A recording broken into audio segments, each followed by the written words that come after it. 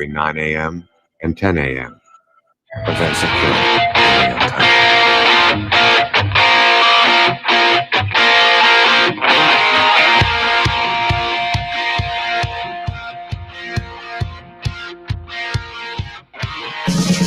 Good morning, everyone. Welcome to FTC Radio Live. I am excited. I'm pumped up. I barely slept last night, John. You know why?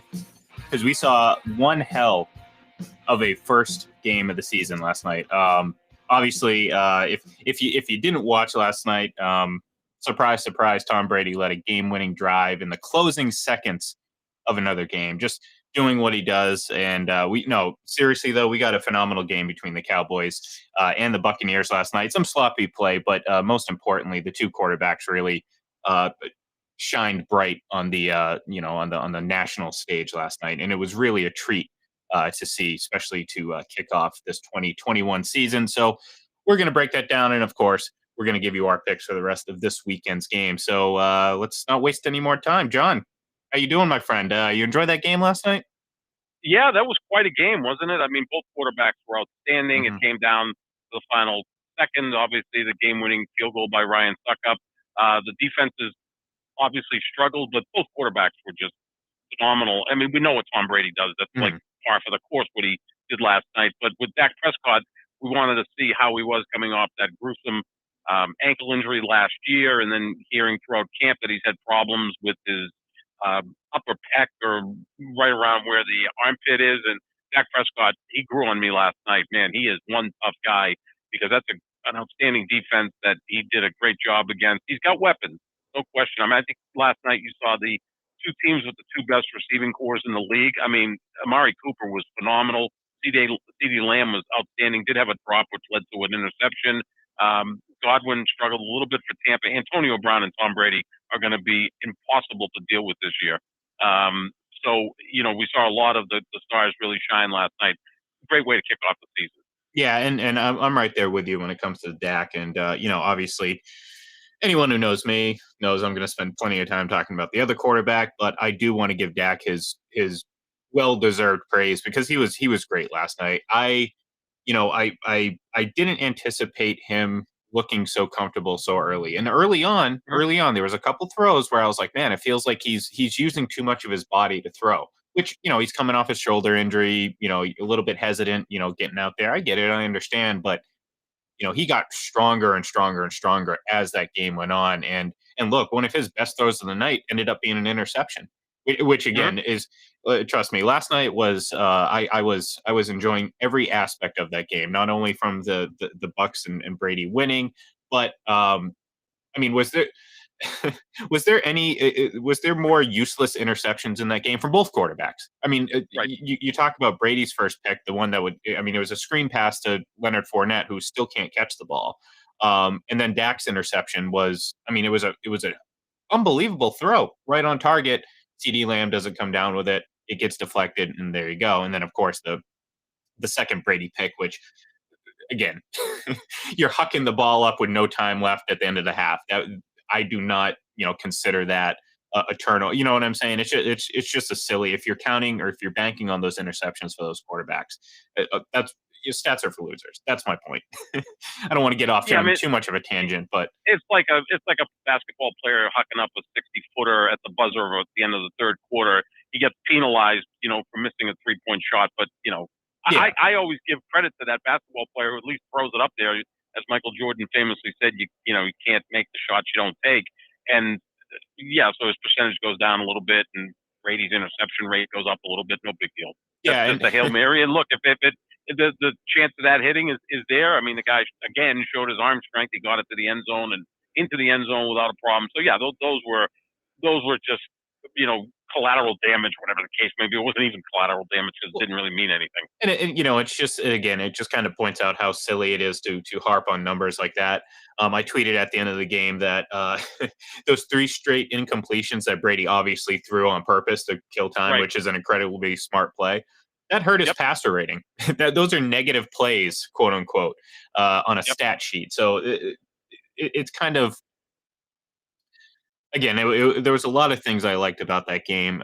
The underlying storylines, such as pointing, just how useless stats can be sometimes, was kind of a icing on the cake for me. So I got a lot of joy out of watching that, and a lot of fuel too, to really hammer home some of my points. But the biggest takeaway from the football standpoint of things is we just got two great quarterback performances. And as great as Dak Prescott was, and as incredible as he was, and he was near flawless. 44-year-old Tom Brady was better. If it wasn't like he ended the night 50 pass attempts, which again, a little side note for Tom Brady, he is now 20-9 record wise when completing or attempting at least 50 passes. No other quarterback has more than 5 wins, and everyone's record is well below 500. That's one of the most incredible Brady stats I think out there. There's a lot of them, but that's one of my favorites. So last night he had said, generally when you throw 50 balls, you lose because you're coming from behind or you're just in a desperate situation. Dak had 58 attempts last night. Again, he lost. He didn't win, but he played like a winner last night. I don't want to sound like we're in football here, but Dak Prescott, I'm sure walked off that field pissed that they lost, but in some sense saying, man, I can still play and I'm really good, and maybe I'm going to really jump up to the next level. And for Dak, it's important because he was able to, show that his arm was strong, his legs were good, and he's ready to have a big season. But yeah, I mean, to win that many games, did you say 20-9? Yeah, 20-9. 20-9 throwing 50 or more passes. That's crazy. Yeah. Like I don't even know what to compare that to. I remember there was one game Drew Bledsoe had. It was against Minnesota in '94. We brought them back and won in overtime, and he threw, I think, over 60 passes, and they won, which I think speaks also highly of Bill Parcells and Bill Belichick, who, get this, tag of, they're really conservative coaches, which they're not. I mean, Bill Belichick, we've seen him go for it on fourth down more than any other coach. I mean, we go back to 2009, the 4th and 2 at his own 28, which I still think was the right call. But I agree. Those guys are both very aggressive, Parcells and Belichick. I've seen Parcells in a Super Bowl with a fake punt, which worked, and they ended up beating the Denver Broncos in that Super Bowl. So it speaks for those guys. But to have 29 games with 50 or more passes and to win 20 of them, that doesn't make any sense. Like 9-20 would be a good record. Yeah. Let alone 20-9, right? Yeah. Well, and look, and that's one of those, again, one of these absurd Brady stats that are just never going to be replicated, because you look at guys like, Aaron Rodgers and Peyton Manning and all the all-time greats, they all have losing records somewhere around 300-400 winning percentage. And here's Tom, right? Just the complete opposite. And again, part of it is the guy just knows what to do with the ball. I mean, that's the problem, is not every quarterback is capable of playing efficiently throwing that many times. It's just impossible. Again, like you said, most of the time, if you're throwing the ball a lot, you're coming from behind. Well, I remember a game against Minnesota, the Patriots and the Vikings years back, where, the Vikings had that really stout front seven. And what do the Patriots do? They come out with 5 wide, and Brady just throws and dinks. And I don't want to say dinks and dunks, but slices and dices, because, well, guess what? How do you combat a tough pass rush? Well, you eat them alive in the middle of the field where they can't catch up, and eventually you dominate that game, and they dominated that game. So, Brady's Brady's greatness, again, we get reminded of it almost every single time he steps on the field. Some of the throws that he made were, I mean, at a certain point in that game, I think I saw maybe 2 passes that were off target, and that might be stretching it, because he was just on point all day. The only thing that really hurt that offense was mistakes by other players. I mean, Leonard Fournette, we've already brought up that interception. I mean, that's got to go on him. I mean, he's got to catch that ball. I mean, I don't know why they didn't have Giovanni Bernard in. We saw it at the end of the game. He looked, the second he came in and made that catch on the sideline, it was like, oh my God, he looks so much better than Leonard Fournette in this passing game. Where has he been all game? I just think he's on a pitch count. Obviously, he's an older player, has had some injury concerns. I think he's on a pitch count. So, sure. You drag him out there almost like a relief pitcher, and it's winning time, and we need to get a field goal. So let's bring Giovanni Bernard out. Fournette's supposed to be their guy. Yeah, I mean, they you really just can't count on them in the passing game, though. I mean, this is no, you exactly can't. what we saw last year. We talked about it yesterday. This is exactly what we saw last year from this running back group from the Bucs. Like, Leonard Fournette played great in the playoffs. I'm not taking that away from him, but they were a liability in the passing game. I mean, it was like trying to throw a screen. I would just hide my eyes and just hope that they held on to the ball. And that's why it was very fitting that the first interception of the season for Tom Brady, it happened to occur like that. So again, it's self-inflicted wounds. Chris Godwin fighting for the extra yardage late. That's tough. I mean, that's something where Bill Belichick, and this is kind of the difference between Bill Belichick and Bruce Arians. Bruce Arians, gets up there after the game and talks about, oh, Chris is always, fighting for the extra yardage, blah, blah, blah, blah, blah. Whereas, in the locker room or whatever, Bill's going to probably tell you, don't stretch, don't reach for the goal line, don't do any of that, go down. Like there was no point to that. And at the end of the day, Well, Bill, he was spun, and the defensive player made a nice play. Yeah, oh, I mean, sure, no, yeah, I'm not taking. I mean, look, it's a tough play, but like sometimes, especially down at the goal line, and especially with how the rules are when you fumble into the end zone, right. it's almost worth not even making that. You know what I mean? And I think that's a point that the Patriots really coach quite a bit, and Brady would probably agree. But self-inflicted wounds really kept this game within reach for the Cowboys, and then give credit where credit's due. Dak was phenomenal, and it got to the point. Look, I know there's a lot of Bucs fans that are still getting used to Tom Brady, and I was trying to think of a way to word this all game, even when things were kind of all over the place. It's like these are the games that Brady wins 95% of the time. I don't care like how good the other quarterback's playing. I don't care what's going on, what the situation is. I don't care that they just fell behind or missed opportunities. Well, it's like I'm sitting here watching this game, and I'm like, I mean, obviously the Bucs are going to win, and then of course, with a minute 20 something seconds left, I mean, I could have left the room, come back, and expected exactly what we got, and that was, you know, a game-winning drive to set up a game-winning field goal to win the game. I mean, that's Brady. That's what he does. And again, whether or not you feel that play on Godwin uh, was a offensive pass interference, I think there's a case for both.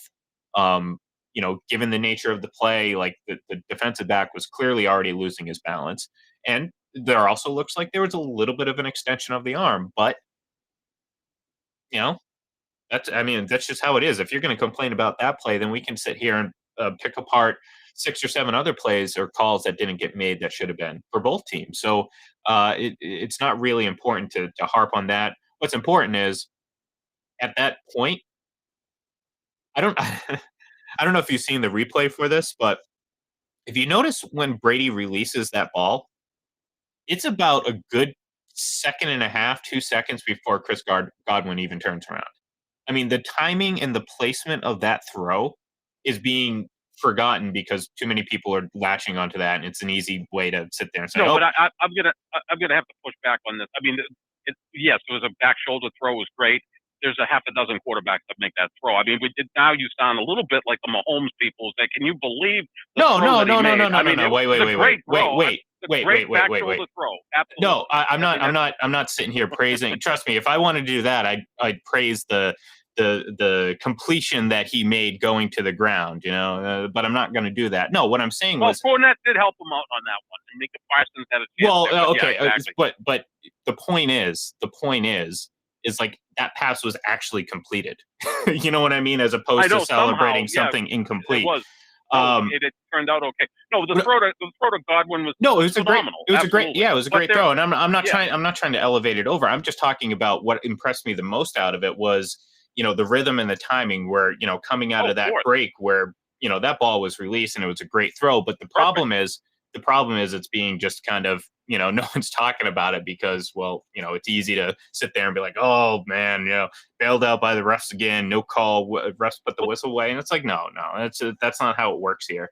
I mean, I think the pundits are split on it. Like everybody I've seen so far, can't really pay attention on Twitter because everybody goes nuts on Twitter. But the football pundits, the experts, seemed to be 50-50 on the call. Like, should have been OPI or not.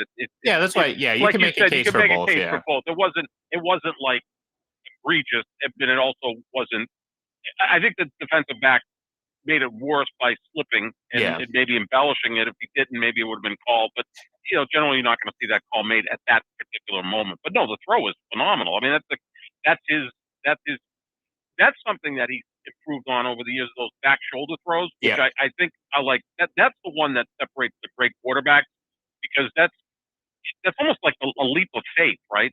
Because if the receiver doesn't read you right, it's an incompletion or a pick six. Not in that situation, but it can be an interception. No, that was a missile. I mean, his throws last night were spot on. His arm is stronger than ever. There's no question about that. We saw that last night. Well, and it kind of goes into the question you brought up, and that every hour that passes, I'm more and more convinced now that yes, he's better than he was in 2007, and it's almost. I spend a lot of games watching Tom Brady laughing, not at him or at anything in general, just at the absurdity of him as a player and what he's doing right now. And, and how I think the most impressive thing about it is, or the most, I don't know, I'll stick with impressive. The most impressive thing about it is how easy he makes it seem, and how it's convinced so many people that anyone could do this. And that to me is like the best part about all this, because it's like, again, as as consistent as Christmas is on the 25th of December, there were people on Twitter right after the game talking about, any competent quarterback could have done this, blah, blah, blah, blah, blah. I'm just like, and I was just waiting for the Jameis people to say, see, this is what they were going. No. Jameis people, that's my favorite one. Yeah. I mean, if the Rodgers people want to come out, or the Russell Wilson or the Patrick Mahomes, that's all well and good, because those are great quarterbacks. When the Jameis people, I didn't even know there were Jameis people. I know there's one out there that you'd like to go back and forth with on Twitter. But again, that to me is like John Hamm criticizing Daniel Day-Lewis. Or it's comparing John Hamm to Daniel Day-Lewis. But the only thing I'll say about the difference between now and 2007, it's even more of an offensive league than it was in 2007. So, you have to kind of look at it in context. Oh, sure. But I think physically he's every bit as good, if not better. I don't know what him and Tom House do in the off season, or when they meet during the season to work on his throwing motion, because it's pristine. It really is. I mean, it's like perfect. We know what he does with his body. I mean, and he's in better shape now than he was in 2007, because we talked about that line of demarcation was when he suffered that injury in 2008. It feels like from that point forward, he's a better conditioned athlete. His diet's obviously better, all of that. So, and of course, he's just gets smart. He's mastered the sport, right? Yeah. Like, there's not a lot of guys you can say that about. I go back and I'm looking at guys who excelled in individual sports. Tiger Woods at his height mastered the sport. Roger Federer at his height mastered the sport. Those are really about the only guys I can think of, and I'll put Serena Williams and say Michael Phelps in there as well. It's almost like it was to the point where they just were better than everybody else from an intellectual standpoint as well, and they were playing with such confidence that they had truly mastered their sports. Yeah, and that's the thing with Brady. Like, I believe he's on that level, and that level has lasted for, and this is again another very impressive thing. That level has lasted far longer than you would ever imagine, because again, Tiger Woods obviously has he's not what he was, and some of these other players that you mentioned have lost, but Tom is again incredibly, like, I don't know if you're a Parks and Rec fan, but there was a line in that show in like the second season where what's his face? Oh God, I'm NFL hat. I'm blanking on his name right now. Wearing the generic NFL hat. Who was that? The actor? It just escapes my mind. Yeah, I'm just blanking. I'm just drawing a blank right now. You're getting old, Ian, like I am. Sometimes these things happen. Clearly, I need some more caffeine. But anyways, have you ever walked into a room and then wonder why you're in the room? Yeah, that's really every damn day. Every damn day. Yeah, I know. What am I doing in here? What am I doing? Anyways, he said something, and obviously it's a comedy show, and he was really a health freak. But he said, scientists say the first human to live to 150 has already been born, and he believed he was that guy. Well, I believe it's Tom Brady. Like at this point, he looks like he's only lived a third of his life. And at this, I'm throwing out any sort of thoughts I've had about him retiring, when he's going to leave, because I just don't. There's no end date with him. There's no expiration date. It's just it's going to go until it goes.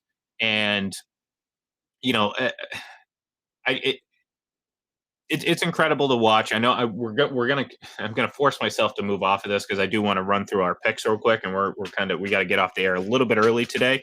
But I just it's in a sense, Ian, we're watching history, right? Like, so we've got to appreciate it. Like, this is not something that happens all of the time, right? I mean, like the who do you compare him to? I mean, it's like Bill Russell in basketball is the guy that kind of jumped to me because of the 11 championships in 13 years, and he was the player coach in the final two. That's pretty awesome, right? I mean, even Jordan came back and after a 3-year gap and was just kind of still a very good player, but he wasn't in the discussion of the best player in the league. The guy is still, by all of our accounts, you think he's clearly the best quarterback in the league. I think he's right there. I mean, we can, split the difference wherever we want, but he's in there. I mean, it's not like we've forgotten about him. Yeah, it is kind of, we're watching history. It really is, and he's lapping people, which is in a sense laughable. Like I told you, I think off air one time, I know we'll get to the pick. The three greatest hockey players that I've ever seen are Mario Lemieux, Wayne Gretzky, and Bobby Orr. They combined for 8 Stanley Cup championships. If he wins this year, he'll have 8 Lombardi trophies. So he would have equaled the 3 greatest hockey players ever. And they all had, incredible careers. So we're watching history, so we should just appreciate it. Yeah, that's what I try to tell people, but not every fan base is as welcoming to watching history as I am. But you're more combative than I am, though. Well, I'm not going to disagree with that, but it's not all my fault, because I mean, sometimes the absurd nature of some of these things that people say, I can't help myself, and the way I look at it, John. I'm gonna kind of get you into the mind of Ian here. The way I look at it is. Stupidity should not go unquestioned. Okay, it should not go unchallenged. So when you say something that is, blatantly wrong or inaccurate, there are so many opinions about Tom, or narratives about Tom, that are just rooted in inaccuracies. I mean, whether it's numbers or just false information, or these narratives that have been driven home for years that just don't exist, like the dink and dunk thing, and it's like that's so easily disprovable that it's like it's not even worth it anymore. But I view it as an opportunity to at least change 1 or 2 people's mind. If out of 100 people, 2 people see that and be like, you know what, he's right. I've done my job, and anything I can do to help combat that stupidity, pandemic, epidemic, whatever you want to call it. Okay, I'm trying to get too fancy with combining words here. I'm just going to sound like an idiot, so I'm just going to stop right now. But the point is, I can't stand this stupidity. I can't stand the laziness, and I happen to fight back a little bit. Although I do always follow a couple very simple rules. I'll never insult you. I won't do that. That's not in my game, man. That's a weak argument. So yes, you're right though. I am combative, far more than you are. You are Aaron Rodgers. It's funny. You're more Aaron Rodgers than you are Tom Brady. I love that, and I'm probably more Tom Brady than Aaron Rodgers. I'm more the politician. Although Brady's kind of opened up a little bit more. Well, like I said, I mean, unfortunately, it's one of those things where like these people sometimes find me. It's gotten to a point now where people will tag me in these conversations, be like, "Hey, check this out." And I'm like, "Why are you doing this to me?" And then meanwhile, I'm typing away, just falling for it, knowing the answer, and it's rinse and repeat. But you know what? That's part of the reason why I love football season, because last night all of a sudden, just like a switch, John, like a switch, I was just back in season mode where. You were ready. I was ready. I was ready to go. It was fun. So, anyways, let's do that. We'll run down the games. Obviously, we'll just give our picks. We don't have to spend too much time individually on these, because I do want to make sure you have plenty of time to do what you got to do. And I don't really feel like talking about every single one of these games. So we're just going to jump into it. Pittsburgh at Buffalo. Obviously, Pittsburgh. Ben Roethlisberger looks healthier. At least we see. assume so. Could potentially challenge for the AFC North title. Going against Buffalo, who is kind of this year's darling. Who's going to challenge Kansas City? Who's going to be that next team? A lot of people think it's going to be Buffalo. I got Buffalo winning this game. I had to figure out. I'm like looking at this graphic. I'm like, wait, who did I pick? I picked Buffalo to win this game. I do believe that they are a really good team. I am excited to see, or eager to see, Josh Allen and how he does in year 4. But in this situation, I do see Buffalo taking on Pittsburgh and winning, even though T.J. Watt just signed that huge deal. Are we picking against the spread or straight up? Just straight up. Straight up, okay. Yeah, Yeah. I'll go with Buffalo. I think it'll be a close game, but they'll find a way to win. They're the superior team, and they're at home. Oh, there we go. All business, Mr. John Sapichetti. Oh, I like no that. fooling around. I like that. Jacksonville at Houston. Now, normally, I would never pick against Jacksonville or pick Jacksonville. I'd always pick against Jacksonville. In this situation, I'm going to pick them to win because they're playing the Texans, and my feelings on the Texans. So straight up, I got the Jags winning this one. Yeah, I'm with you on that too. I think Trevor Lawrence is going to have a nice first game as a rookie. I think that they're starting to build something there in Jacksonville, especially now that they don't have Tim Tebow in the way. But I like Jacksonville to win that game at Houston. Houston has the worst roster in the NFL. Oh, easily. Chargers at Washington. Washington, this team, again, I think could potentially have a really strong season and could end up winning this division now. If Dak Prescott's going to play like he did last night all season, maybe we'll adjust that prediction later in the season. But for now, I think Washington is that best team in the division, and I think they're going to win this one against the Chargers. All right, our first disagreement. I like the Chargers in this game. I'm a huge Justin Herbert fan. They really addressed their offensive line in the offseason. They're going to need it on Sunday against perhaps the best defensive line in football. Washington's front four is intense. The problem is Washington's offense is going to struggle against what I think is going to be a really good Chargers defense. Derwin James, I think, has a real chance to be Defensive Player of the Year if he stays healthy. He's only been healthy one of his 3 years in the league, but I like the Chargers to win in Washington. I think the Chargers are going to make the playoffs this year. No, they very, very well could. I mean, again, I'm a big fan of Justin Herbert as well. Tennessee hosting the Cardinals. Look, Ryan Tannehill is probably one of the most underrated quarterbacks or underappreciated quarterbacks in the league. He gets to throw to Julio Jones now. I think this Tennessee team is going to be pretty good on offense, questionable on defense, but I think this week it's going to be good enough to beat the Cardinals. I'm going to call the upset here with Arizona. I think Arizona's defense is really improved. We'll see if J.J. Watt has anything left. I think that was more of a big star signing than great football signing by Arizona in the offseason. I think Tennessee's defense is putrid. Yeah. I think this is going to be an incredibly high-scoring game. If you're going to wager on something, take the over, because I think both teams are going to score in the high 20s, low 30s. But I think Arizona's going to find a way. Kyler Murray's going to find a way to win the game in the end. San Francisco at Detroit. Look, I don't know what Detroit is at all, and I'm just going to assume that they've been the same team they've been for the last 50 years. So I'm going to take San Francisco, and I'm going to just leave it at that. I just worry about Jimmy Garoppolo if Dan Campbell, the head coach of Detroit, actually bites his kneecap. Yeah. I really am concerned about that. Yeah, San Francisco should name the score. Detroit is right there with Houston and a few other teams is among the worst teams in the league. I like San Francisco to get off to a good start. Seattle, remember, this is early in the season now. So Seattle at Indianapolis. This means this is where Seattle shines the most in September and October. It doesn't matter, though. It's against Indianapolis. I think this team is in for a very, very long season. We've already seen, issues with Carson Wentz. I mean, I don't know. I look at Indianapolis, and in hindsight, when we sit back and maybe look back at some of the recent history, and I've said it before, I thought it was a mistake that they signed Philip Rivers over Tom. Like if they wanted to sign Tom, I don't know if Tom would have. Obviously, it would have been up to him if he wanted to go, but I thought they could have made a good case for it. And I know they said that they looked into it, but they decided to go with Rivers. Well, this is setting up to be potentially a big mistake on their part, because now I think they're dealing with damaged goods that are far too damaged to be repaired, and that is Carson Wentz. And he is supposed to play. He's set to play, and I don't think it's going to be that good.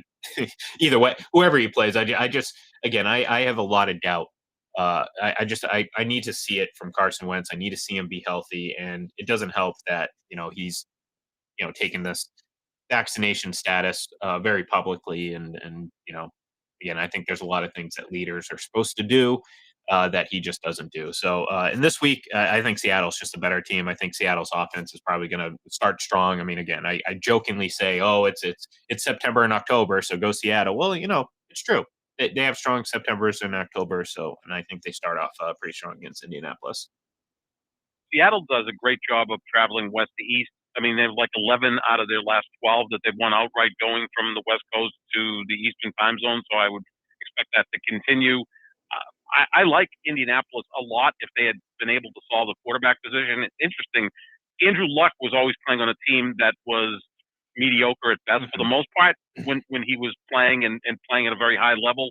Now I think the Colts have a really good roster, but no quarterback. So, it just didn't work out for them. I'm going to pick Seattle here because they do travel so well. And like you said, they generally get off to a good start. I think they're a team that, will get off to that good start and then probably fade later in the season. I'm with you on Seattle. Minnesota at Cincinnati. Joe Burrow returned, so that's a bit intriguing. From an outside perspective looking in, I look at this game, I'm like, I'm probably not going to watch it. I'll probably skip over it, or if it's on the red zone, whatever. But I do have Minnesota winning this one. Yeah, that's it. Yeah, I'm going to go with Cincinnati. I'm very high on Joe Burrow. Concerned about that left knee if he's close to 100%. We see quarterbacks recover quickly. I mean, medicine is so much better now than it was 20, 30 years ago. Look at Dak Prescott last night. He looked better than ever, and he had 2 injury concerns going into that game. So if Joe Burrow is right, I think he's going to have a monster second season. I like Cincinnati in this game to pull what would be considered a slight upset because Minnesota is perceived to be the better team. All right, so the Philadelphia Eagles are traveling to Atlanta to take on the Falcons. Look, I'm really excited to see Pitts there in Atlanta. I think that could be a pretty dynamic connection between he and Matt Ryan, and obviously it would be nice if they still had Julio Jones in that offense, but it is what it is. I do think they win this game though.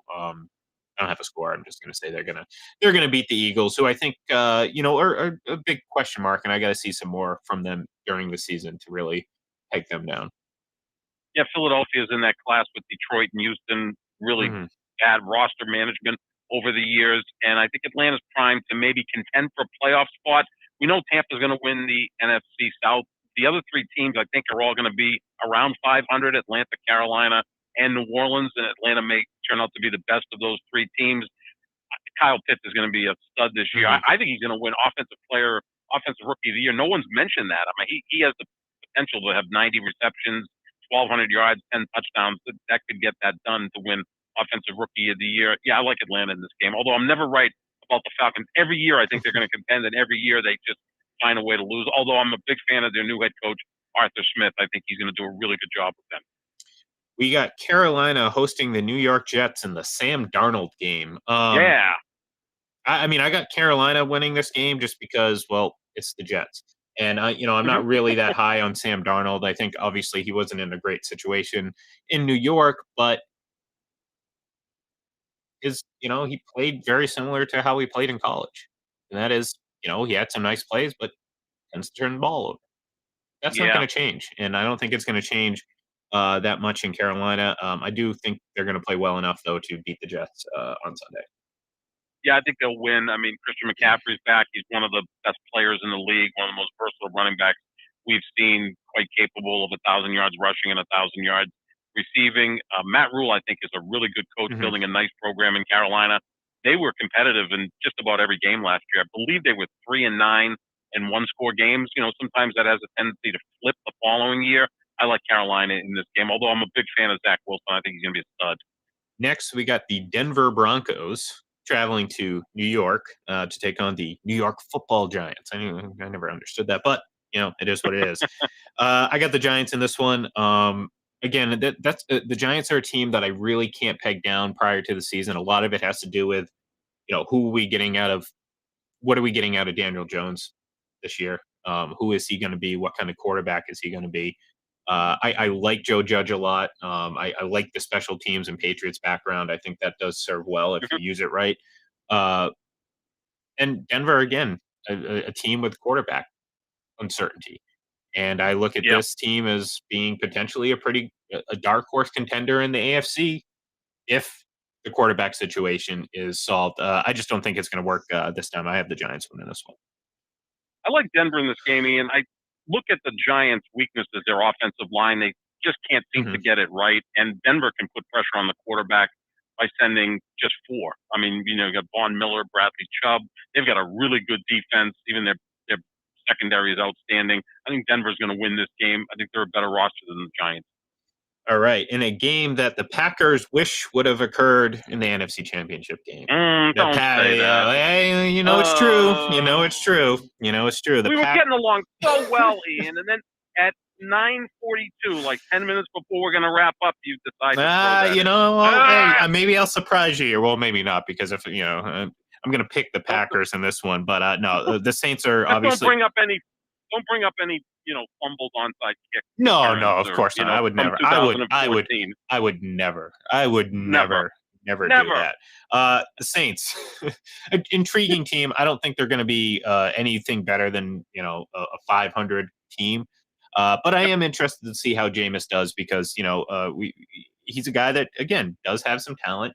If he could ever figure out how to take care of the ball again, I mean, this is what he's been doing his whole career, college and professional. So I have my doubts.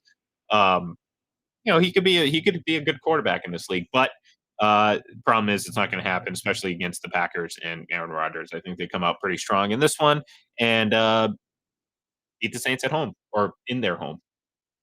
Yeah, playing in Jacksonville. Rodgers does not play well in the state of Florida. That's my only concern. Mm-hmm. Lost twice last year to Tampa in Tampa. Right. That's right. It is Tampa last year, once in Tampa. Yeah, he doesn't play well in the state of Florida for whatever the case may be. And it's generally not because they have great teams there. I mean, Miami, Tampa, and Jacksonville have been, whatever over the last 15 years. But he does struggle in the state. But I think Green Bay's going to be fine in this game. They're going to put up in the high 30s against New Orleans' defense. They put up that last year when New Orleans had a really good defense in New Orleans. Because of salary cap mismanagement, their roster's depleted somewhat. I think it'll be a high-scoring game, but in the end, Green Bay will prevail. All right, and next we got the Dolphins heading to New England to take on Mac Jones and the Patriots. Look, I'm betting. I'm picking with a little bit of bias here. I'm going to go with New England. It's they're at home. I think again there's so much uncertainty. Unknowns rather about Mac Jones, so I can't make any projection as to what I think he's going to be this season. I just don't know, but I do think I think he's going to be a pretty good quarterback. I don't know how where he's going to end up being at the end of this year, whether he's a guy who can elevate his players around him or not. I just don't know, but I think he's going to be pretty good on a week-to-week basis. There's going to be growing pains, all that stuff. I think that the Patriots in general have a really good roster. That's going to help a lot in a game like this, where I think the Dolphins are pretty good. They haven't made the growth that I expected them to from a couple years ago, but they still have gotten a little bit better. In this situation at home, I think New England's going to take care of business and win this game. Yeah, I do too. I think they'll win by 2 scores. Miami last year was 10-6, but when you look at it, they relied so heavily on special teams and defensive touchdowns and turnovers, and that's generally not something that happens in back-to-back years. I think Miami's going to slip down somewhat this year. I think the Patriots at worst will be second in the AFC. I like them in this game. I think they'll run the football effectively, and that defense should be able to put pressure on Tua, Miami every day must wake up and go, why the hell didn't we just take Justin Herbert with the 5th pick instead of Tua? I mean, that's going to be maybe not quite, Sam Bowie instead of Michael Jordan, but Drew Brees 10 years from now, it's going to be one of those things where like, oh man, why did we take Dante Culpepper? Right, yeah, or I mean, the next pick was Justin Herbert, who obviously is my heir apparent to be my favorite quarterback whenever Aaron decides to go become a folk singer or whatever else he's going to do next. Yeah, he's gonna go do something. It's hopefully it's in the spotlight somewhere. Uh, next we have the Cleveland Browns at the Kansas City Chiefs. Ooh, Now, love this game. me too, and I know, and trust me, I'm not doing myself any favors trying to combat this anti-Chiefs bias or platform that I'm trying to establish here, but I I think Cleveland surprises folks. I mean, look, Cleveland Mhm. has a really good team. I mean, this isn't Yes. just picking against Kansas City for the sake of picking against Kansas City. I think there's been a lot of talk about how good the Chiefs have been early on, especially in September, and Mahomes Mhm. specifically, and there's no denying that. But that also makes me feel like eventually, that's going to end. And I think that might end this week where, well, I mean, the Chiefs are coming off a pretty tough loss, in the Super Bowl. They have not been, they haven't had Tyrann Mathieu at practice because of COVID the last couple Mhm. days, which would be a huge loss for them in that defense. And then they're going up against the team again that I'm not just picking Cleveland for the sake of picking Cleveland. This is a team that I think is really good or improved on defense and has all the talent in the world on offense. So, uh, yeah, I'm going to take the Browns in this one. A little bit of an upset. It's going to be close, and I think it's going to be a I'm high with you. scoring game. But I got the Browns. I'm with you. I think they're the best team in the AFC, Cleveland. And Oh wow, obviously, okay. this would be a statement game for them if they win in Kansas City. Think of the confidence. We see Mhm. Baltimore is just dealing with so many injuries that Cleveland should win the AFC North. I wouldn't say easily, but they should win that division. This is a huge game because if Cleveland can win, now they own the tiebreaker over Kansas Yep. City if they end up tied for the best record in the conference. I'm high on Cleveland. I have them beating the Rams in the Super Bowl. I think Chris Sims agrees with me on that. So, Oh, great minds that's think not good alike. company to Yes, keep though. I love Chris Sims. Oh, That's I my can guy. Oh yeah, We're of Facebook friends. course you do. Of Oh, course he you do. loves You Aaron love Chris Rodgers. Sims. Yeah, Oh he man, loves Aaron does he love Rodgers. it? Yeah, Oh, God. more than I do. Yeah, I think he's got one of Aaron these Rodgers wallpaper in his bedroom. when I retire and I have nothing to do, I'm going to put all my efforts into finding out what happened between him and Tom Brady Yes, during that yes, season they were together with I the know. Patriots because something Yeah, happened where it's oh man it's a I know something's there. You're right. It's like something's kid. there. I'm going to find out. His I'm going to find out. first day as a coaching assistant, it's like, hey kid, go get me Yeah. some, avocado ice cream or Who something. 'cause are we know you? Brady doesn't. Yeah, what's that? I know Phil Sims. Who the hell are you? Yeah, But I know I like. exactly. Back to this game, I love Cleveland in this game. I mean, they're getting 6 points. I think they'll cover. I think they'll win.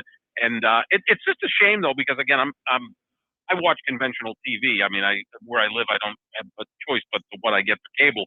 But I just wish the Patriots Miami game was on at 1, so we Yeah. could watch that, and then at 4:25 we would have Cleveland, Kansas City on CBS, and then of course the Packers and Saints on Fox. So that would be a better fit. Instead, this game is going head to head against the Patriots. But I think this is going to be a great game. This should have been the Sunday night game, to be quite honest with you.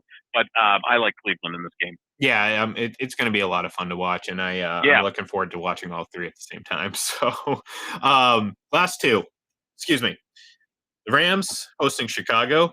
Excuse me again. We have obviously Matthew Stafford making his debut. I have the Rams winning this game. I just for many reasons, I just think they're a better team than yep, Chicago, and being at home, I think it's going to be a fairly easy win for the Rams. yeah, I agree. I mean, Aaron Donald could have 4 or 5 sacks. The Chicago offensive line is putrid, and he's going to just eat them for lunch. And I think the Rams are going to light it up with Matthew Stafford at quarterback. I have them as my NFC champ, so if I'm going that far, they should be able to beat the Bears handily at home. And last but not least, we have the Ravens at Las Vegas taking on the Raiders. This was kind of a tough game to pick because we all know how the Ravens are dealing with a lot of injuries at the running back position and everything like that. But on the other hand, they're going up against the Raiders. And they just, I don't think they have a single a player from their 2020 Ugh. draft left, which is absurd because that was just last year. So, look, opening night, even at home, yeah, it's a mess. I got the Ravens winning this one, and this might be a pretty big Lamar Jackson game. Yeah, I mean, it just looks like a toss-up at this point. The game is in Vegas, so this is going to be the first game that they'll play before fans. So it should be, interesting to see. Right, yeah. All the lunatics will be flying in from Oakland, to support their team if they still support it after they move from Oakland to Vegas. But in the end, with something like this, give me the best player on the field. That's Lamar Jackson. I think it'll be enough to win the game for you. Absolutely. So here we go. We're gonna have to say goodbye and for the day and of course the weekend. So I hope everyone out there enjoys the Sunday slate of games. I know I'm excited. Just to sit down on my couch all day and just kind of get into that groove and watch football all day. So until then, we'll say goodbye. So give us a follow on Twitter at FPC Radio Live. I am at IGLEN31, and of course, I'm John at JohnSap25. Enjoy the games, folks. We'll talk to you on Monday.